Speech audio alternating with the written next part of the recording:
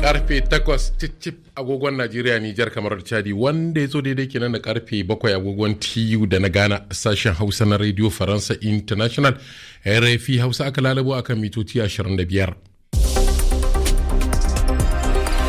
Abdullahi Isa.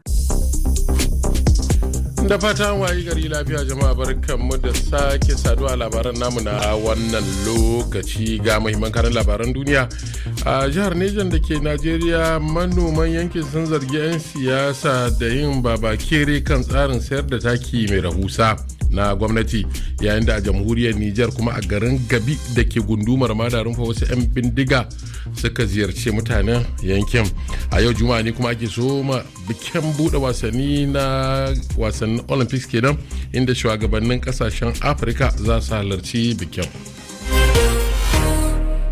Sai ku gyara zama ga kuma labaran yadda muka sami su. Musoma da wannan labari inda manoman jihar Neja ke zargin 'yan siyasa da yin babakere kan tsarin sayar da taki mai rahusa na gwamnati, sabanin umarnin da gwamnan jihar Umar Muhammad Bago ya bayar na sayar da takin kan hakikanin manoma.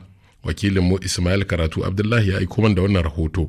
Manoman sun koka kan yadda waɗanda aka ɗaura wa alhakin sayar da takin suka yi biris da umarnin da aka basu, tare da haɗa kai da wasu 'yan siyasa. Malam Shu'aibu Faiko ya shaida mana cewa mun je ba mu samu ba, washe gari muka sake koma ba mu samu ba. To amma in kana a wajen sai ka ga wurin su ba sai da suke samuwa ba a cikin inda aka zuba takin farm center. Wasu daga cikin manoman sun zargi wasu jami'an gwamnati da sayar da wannan taki da aka hana su samu ta bayan fage. Wani manomi da ya nemi a saka sunansa daga Kwantagora ga abin da ya ce. Ikaina na je gidan gona da niyyar a bani takin nan da kuɗina a hannu. 'Yan siyasa suka zo suna saye takin nan maimakon abin mutane waɗanda ke yin noma da gaske a basu abin nan. Gaskiya tsakani ga Allah ba haka aka yi ba. 21,500 gwamnati ta ce a sayar, abin da su kuma suke sai da shi 30,035 a bayan fage. To sai dai gwamnatin jihar ta bakin daraktan ma'aikatar gona Adamu Garba mai kasuwa ta ce lamarin ba yadda manoma ke tunani ba ne. Taki da aka bada duka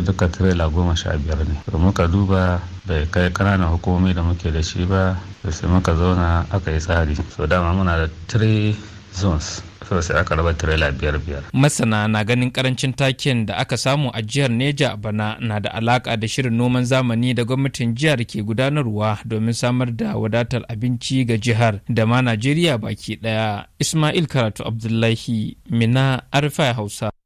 A gaishe ka.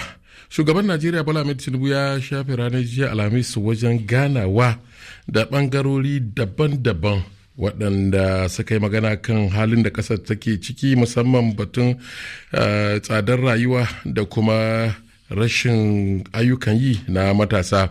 Bayan gana da gwamnonin jam'iyyar ta APC, shugaban Najeriya ya gana da sarakunan gargajiya waɗanda kuma ya buƙace su na ganin sun taimaka domin kwantar da hankulan jama'a biyo bayan labarin zanga-zanga da jama'a ke shirin yi a Najeriya.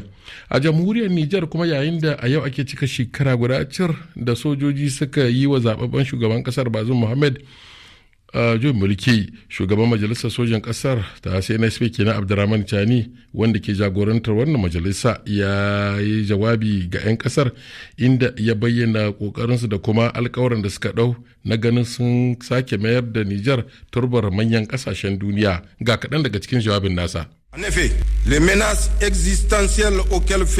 Shakka babu, a wannan lokaci akwai barazana da ƙasa ke fuskanta na ta'addanci, duk da wasu yarjejeniyoyi da suka baiwa ƙasashen ƙetare damar kafa sansanin soji a cikinmu, wanda kuma ba su sama wa 'yan Nijar mafita ba. Mun ga almubazzaranci, keta dokokin ƙasa da nuna halin ko in kula daga ayyukan da tsohuwar gwamnati ta sanya a gaba, maimakon ta yi aiki da dimokuraɗiyyar da take nanatawa a koda yaushe. Ganin halin da kasar ta shiga, al'ummar Nijar sun rungumi sabuwar tafiya ƙarƙashin wannan sabon tsari na majalisar sojin ƙasa wadda ta kifar da gwamnatin farar hula. Majalisar sojin da nake jagoranta ta ɗauki nauyin sake gina wannan ƙasa da kuma shimfiɗa sabuwar dangantaka wadda ta kai ga samar da ƙungiyar ƙasashen yankin Sahel tare da makwabtanmu. Wasu daga cikin ayyukan da muka sanya a gaba sun haɗa da samar da tsaro tare da haɗin kai, tafiyar da shugabanci bisa tsari na adalci, inganta manufofin samar da ci gaba, sai kuma abu na ƙarshe tabbatar da jinƙai a cikin ƙasa.